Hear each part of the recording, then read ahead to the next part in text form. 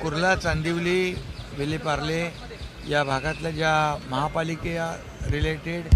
माडा SRA related ज्या काही समस्या होत्या या बाबतीमध्ये बैठक झाली आणि यामध्ये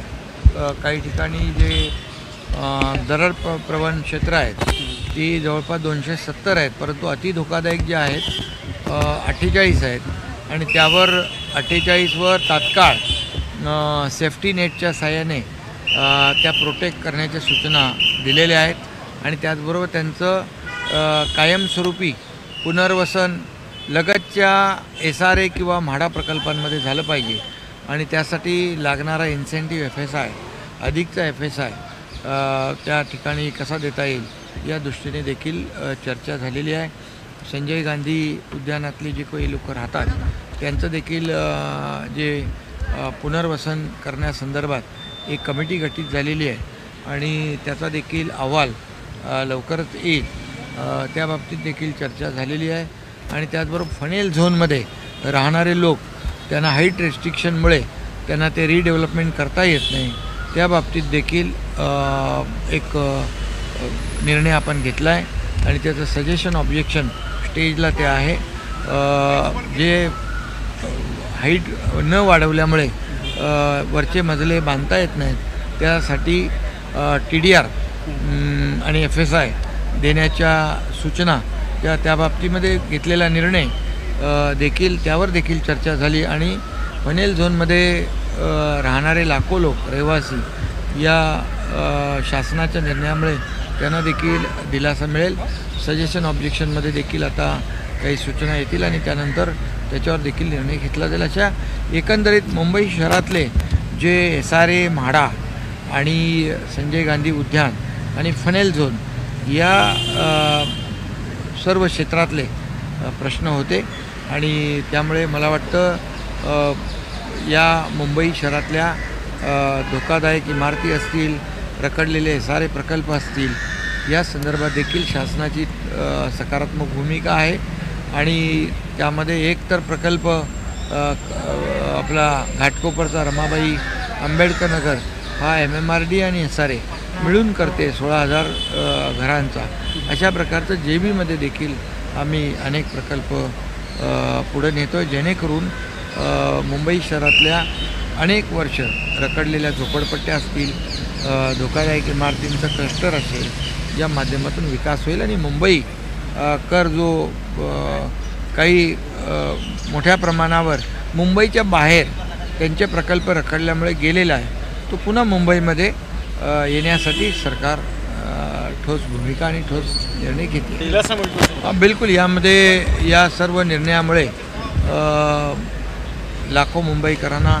नक्कीच फायदा मिळेल, कारण शेवटी मुंबईकर हे जे काही रखडलेल्या प्रकल्पांच्यामुळे ते सध्या त्यांना जी घराची चिंता सतावते, घर हे प्रत्येकाचं स्वप्न असतं आणि त्यामुळे शासन पूर्णपणे यामध्ये सकारात्मक आहे आणि म्हणून आम्ही नवीन जे गृहनिर्माण धोरण केलेलं आहे त्यामध्ये देखील परवडणारी घरं, परवडणारी भाड्याची घरं, त्याचबरोबर ज्या आपल्या आपल्या नोकरी करणाऱ्या नोकरदार महिला आहेत त्या देखील आणि त्याचबरोबर स्टुडंट जे आहेत शिकायला येत आहेत ते देखील आणि जे ज्येष्ठ नागरिक, पोलीस, गिरणी कामगार या बाबतीमध्ये देखील आम्ही नवीन धोरणामध्ये त्यांच्या बाबतीत विचार केलेला आहे आणि त्यामुळे जसं सर्वांसाठी घरं आदरणीय प्रधानमंत्री नरेंद्र मोदीजी यांची जी योजना आहे त्या योजनेला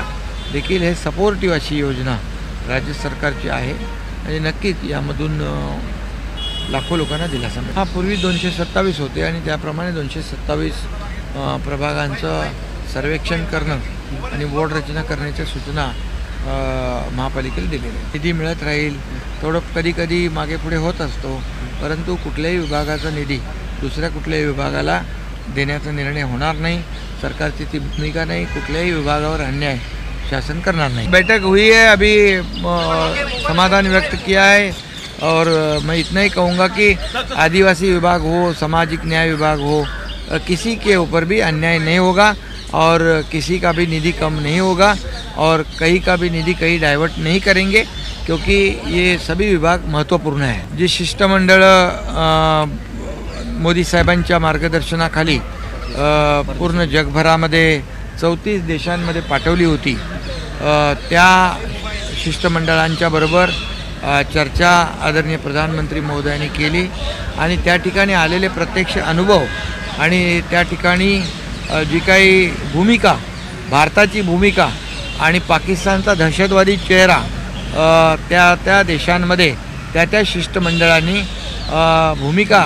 अगदी योग्य प्रकारे त्यांना समजावून सांगितली आणि त्यामुळे ते कन्व्हिन्स झाले आणि त्यांनी भारताला पाठिंबा दिला आणि दहशतवादाला विरोध केला. त्यामुळे अशी जी काही डेलिगेशन गेली होती त्यांच्याशी काल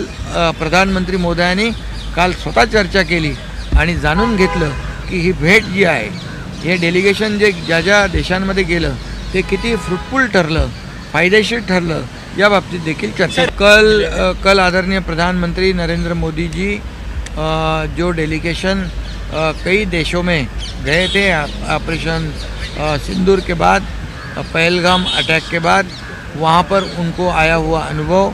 जो और भारत की जो भूमिका वहाँ पर रखने की जिम्मेदारी ये डेलीगेशन पर थी और पाकिस्तान का जो दहशतवादी चेहरा है उसको एक्सपोज करने के लिए ये टीम जो है कामयाब हो गई और इसीलिए उनके साथ रूबरू बात करना, उनके साथ चर्चा करना, इसके लिए कल प्रधानमंत्री जी ने सभी लोगों को समय दिया और सभी लोगों को शाबाशी भी दी कि अच्छा आपने जाकर सब जगह जाके हमारे भारत की जो भूमिका है, सही भूमिका है आतंकवाद के खिलाफ, ये बताने में ये सब टीम कामयाब हो गई और ये कल अच्छा हुआ कि आदरणीय प्रधानमंत्री जी ने सबको समय देकर सभी लोगों के